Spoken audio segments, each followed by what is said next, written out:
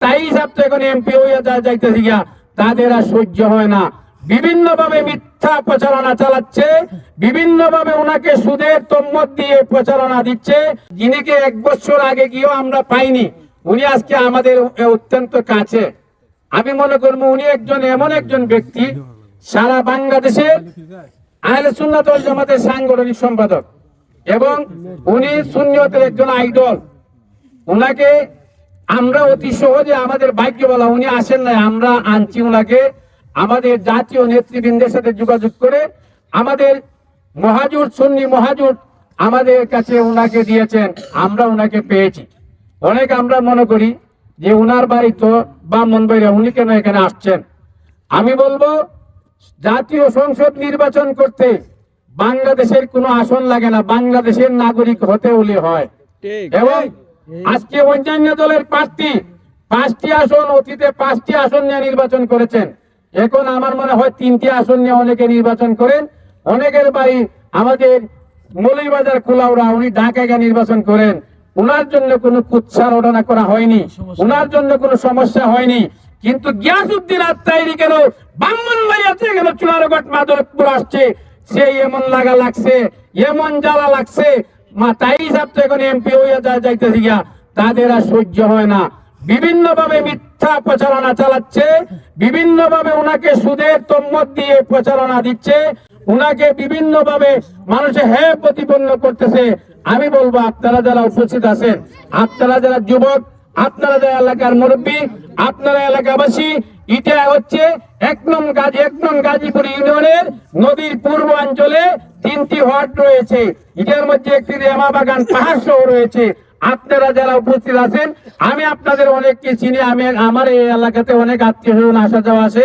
আমি বলবো আপনারা তাইরি সাহেবের পক্ষ হয়ে প্রমাণ করবেন নদীর পূর্ববার অবহেলিত এলাকা যাতে অবহেলিত না থাকে। অনেক মানুষ নির্বাচন আসলে অনেক কৌশল করে, অনেক খেলা দেখায়, বড় বড় ভূমিকা দেয়, বড় বড় কথা বলে, আপনার বোলার জমিতে ফুল দিব, ইদিকে রাস্তা দেব, অনেক কিছু বলে। কিন্তু আমরা তাইরি সাহেবকে নিয়ে আসছি, তাইরি সাহেব কোনোদিন কোন জায়গায় বলেন নাই আমি এই দিব সেই দিব। উনি একটা কথাই বলতেন, আমি দীর্ঘ 22 বছর আমি চুনারগড় মাধবপুর সারা বাংলাদেশে সুন্নিয়তের কাজ করেছি। যুবককে মা বাবার খেদমতের প্রতি আমি শিখিয়েছি, যুবককে মাদক থেকে ফিরিয়ে আনেছি। উনি সবসময় আল্লাহ এবং আল্লাহ রাসূলের আদর্শে কোরআন সুন্নাহর পক্ষে কথা বলছেন। এর চাইতে বড় উন্নয়ন কি হতে পারে? যেই আদর্শ কবরের মধ্যে আপনার লাশ নোয়াইতে লাগে, সেই আদর্শ নিয়ে সেই তাইরি সাহেব সার্বক্ষণিক রাত্র দিন পরিশ্রম করছেন। আর কোন উন্নয়নের প্রয়োজন হয়? আমি বলবো তাইরি সাহেব যদি এমপি হন, উনি কোনো এত অভাবী না যে এমপি হলে উনার থেকে নিয়ে উনার সংসার চালাইতে হবে।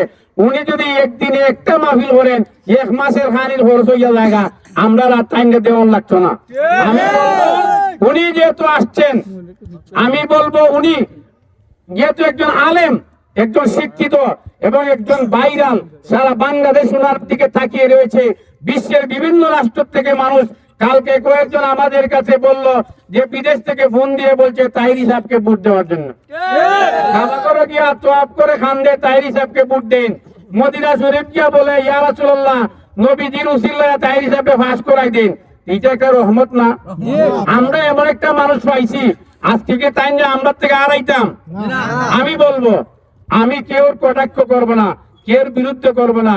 অতীতে অনেক নির্বাচন হয়েছে, স্বাধীনতার 54 বছর কে কোনবার ক্ষমতায় গিয়েছে এটা এলাকার মানুষ ভালো করে জানেন।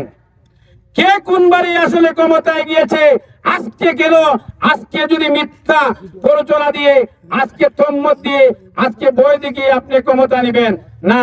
আপনার বুটের মাঠে আসেন, উৎসব মুখর বুটের পরিবেশ সৃষ্টি করেন, আল্লাহ ফয়সালা দিবে, জনগণ তোমাকে ম্যান্ডেট দিবে, সেই দিকে লক্ষ্য করে আপনি কাজ করুন, আমাদের কোনো বাধা নাই। কিন্তু তাইরি সাহেব এখনো কোনো জায়গায় যাইতেই পারে না, কিন্তু মানুষ ভোট দেওয়ার সিদ্ধান্ত নিয়েছে। সেই সিদ্ধান্ত থেকে তাদের মাথা নষ্ট হয়েছে। নষ্ট হওয়ার কারণে আপনাদেরকে বিভিন্ন প্রলোভন দিবে। আমি বলবো আপনারা দয়া করে সেই তাইরি সাহেবের পক্ষ হয়ে এলাকাবাসীর পক্ষে কাজ করবেন। ইনশাল্লাহ উনি একজন সৎযোগ্য আলেম মানুষ, উনা আপনার জানাজাও দিতে পারবে, ইমামতিও করতে পারবে, জনগণের খেদমত করতে পারবে, কোনো দিকে অবাধ পড়বে না। আমি বলবো উনি উন্নয়নের জন্য, এলাকার শিক্ষা চিকিৎসা এবং উন্নয়নের জন্য আসছেন, উনি সেবা করবেন। একজন আলেম হিসাবে আপনারা সেই তাই হিসাব হয়ে কাজ করবেন, আমি সেই আশা ব্যক্ত করে আমি এখানে আমার বক্তব্য শেষ করেছি। আসসালামু আলাইকুম রহমতুল্লাহ।